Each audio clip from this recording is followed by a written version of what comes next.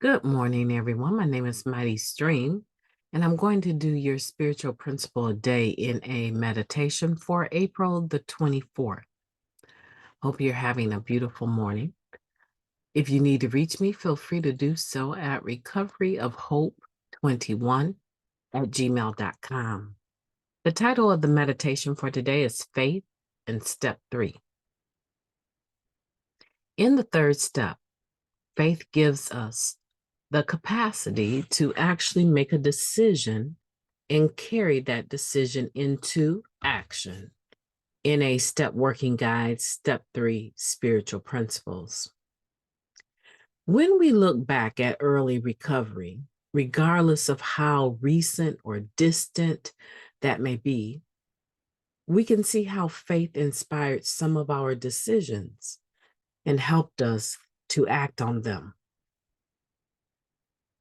Many of us credit some sort of blind faith for getting us through the doors of our first meeting. We decided to get some help and found our way to Narcotics Anonymous. As our heads cleared, we saw that our every effort to clean up on our own had failed. Consciously or not, we surrendered and made that crucial admission in step 1. We took another leap of faith by entertaining the possibility that we could stay clean and be restored to sanity.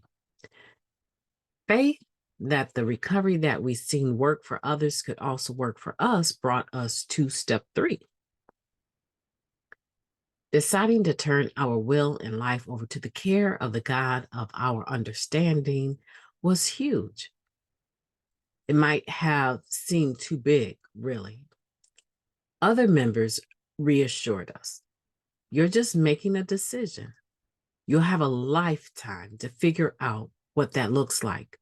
Plenty of time to practice. So, okay, we decide. Now what? Some of us get stuck here or find ourselves cycling through the first 3 steps, sure that we've dropped a stitch. We get lucky, as we do so often in NA. When we're sitting in a meeting, only half listening, and we hear just what we need to propel us into action.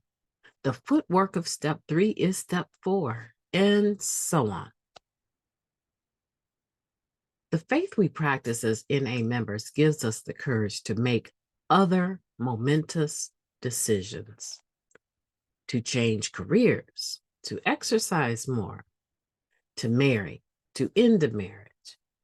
When we're secure in our recovery, faith enables us to ask ourselves some really tough questions, like, what do I want? And what's holding me back? Faith steadies us as we make decisions, supports us as we clear the way forward, and humbles us, and keeps us humble as we find out what we're capable of. Faith will show in my actions today as I make the time to do the things I ought to do and say the things I need to say. Powerful meditation. Let's take a moment of silence, followed by the we version of the Serenity Prayer. I invite you to do that with me. Moment of silence now, please.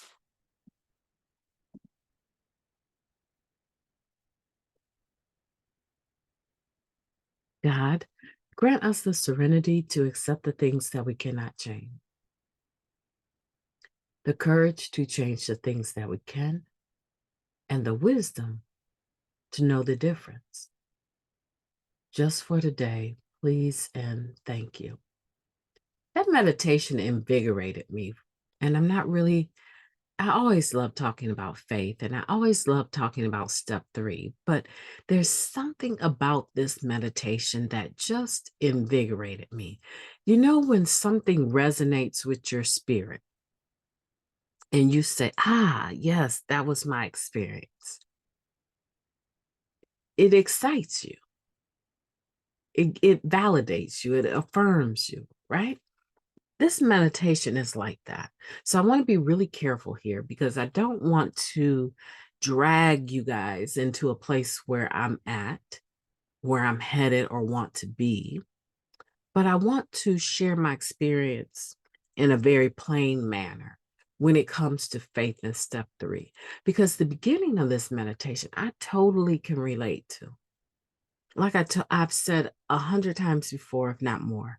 When I first came to Narcotics Anonymous, I came with a whole lot of religiosity, a whole lot.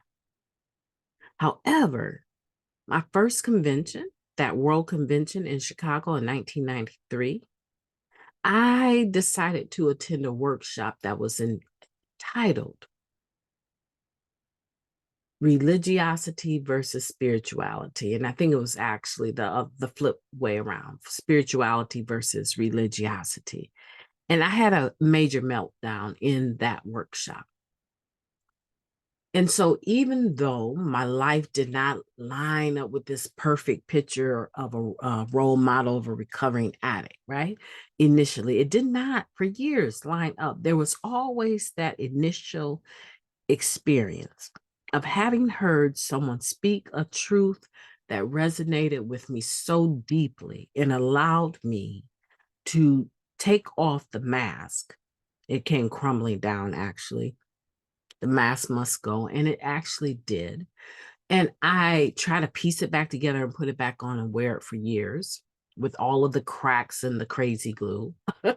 And what I realized was that that moment would forever be a mile marker for me. It would forever be a place and time that I could always go back to and say, but remember that you wanted a relationship with God so bad that you studied almost every religion that there was to study, and you allowed man to dictate to you the procedures and the steps to get to God. And it all failed because using was more important than any of that to you, because it was still everything that I had learned was not filling this God hole at all. One, because I was damaged goods. I came with all of these imperfections, all of these character defects of really trying to protect myself from being further molested, further raped, further harmed, right? And so I experienced a lot of religious abuse as well. So I had all of these barriers. But that one moment in time in 1993, over Labor Day weekend, there was a cracking. And I showed up at that convention with 5 days clean of white knuckling it. And I will forever remember that moment, because no matter how I try to piece that mask together, I had that point in time to go back to and say, but all of that came crumbling down. There was a moment you actually felt human, really connected. There was a moment in time. Don't forget that. And so with time and with effort, I began to allow my ears to hear with faith. I have to be really careful when I talk about faith, because I can go to some other texts, right? And refer to some other quotes that have far more meaning to me today than these quotes here, right? So I have to be careful when I'm talking about faith. But when we talk about taking a leap of faith, and we develop the faith that recovery for others, that we could see, right? That recovery was working for others, that it could work for us. These are all true statements. And so I ask you, this is about you right now, because no one else is listening to this podcast other than you, unless you have it where everyone can hear it in your home. And that's fine. But I'm asking you, as you listen, as you drive to work, as you're on the subway, as you're taking your bath, as you are, getting ready for work, as you are reclining for your nap, as you are sitting there thinking about the course of your day, I'm asking you personally, where has faith brought you? Where has your faith brought you? How are you working your step 3? And is it a hit or miss, or is it consistent now? Is there enough consistency in your faith walk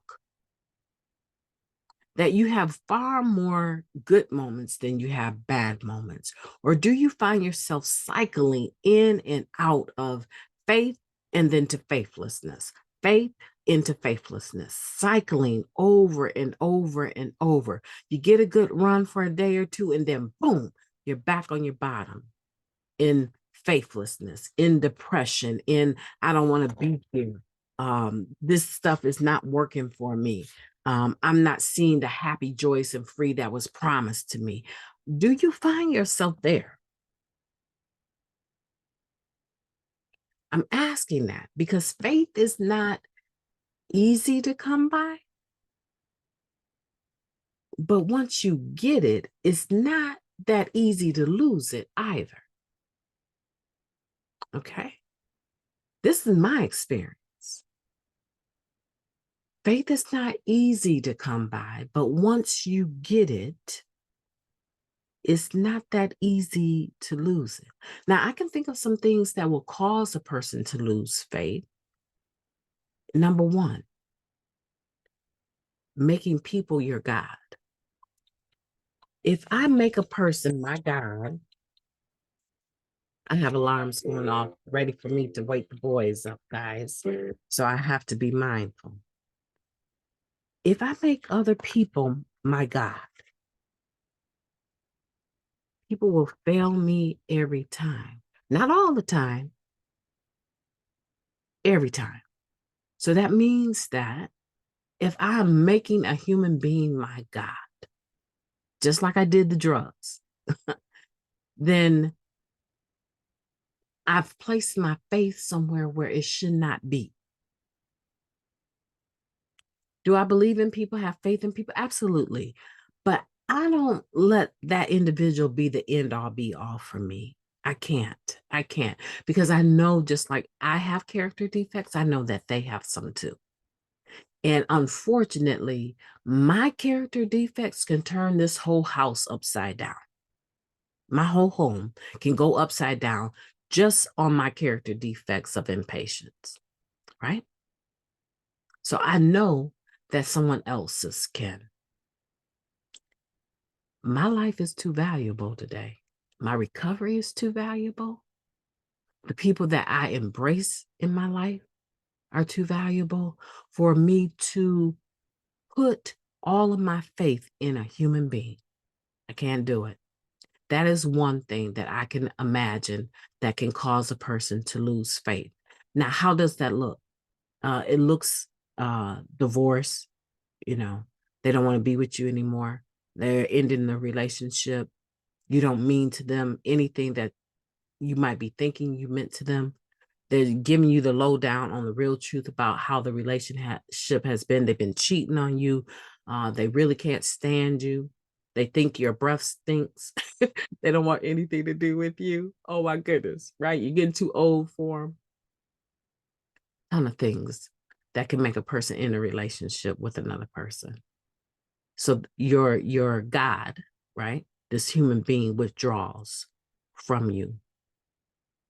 A relationship ends, or maybe you end it because they're just treating you horrible, right? But would you really have faith in a person that's treating you horribly? I wouldn't. Okay, so that's more than likely they withdraw. Okay, so the relationship ends. Another faith changing experience can be the death of a loved one, right? You've been hoping and praying they will pull through stage 4 cancer. And a lot of times people, do, but more often than not, stage 4, That's intense. So they're going through chemo, they're getting all the treatments, and they finally decide, I don't want to do this anymore. So in a sense, they kind of quit. They're like, I don't want, it's too much pain. I really, get used to the idea of me not being here because I'm not getting ready to go for any more treatments. This is about to ravage my body and I will no longer be here. And you lose them in death. Death oftentimes, whether it's expected or unexpected, can cause a person to lose faith. So I'm not talking about these super huge experiences that happen that cause us to feel rejected, dejected, abandoned, and hurt. I'm not talking about that because I know that that can be faith moving. Hopefully, eventually, it will move you closer to the God of your understanding rather than further away.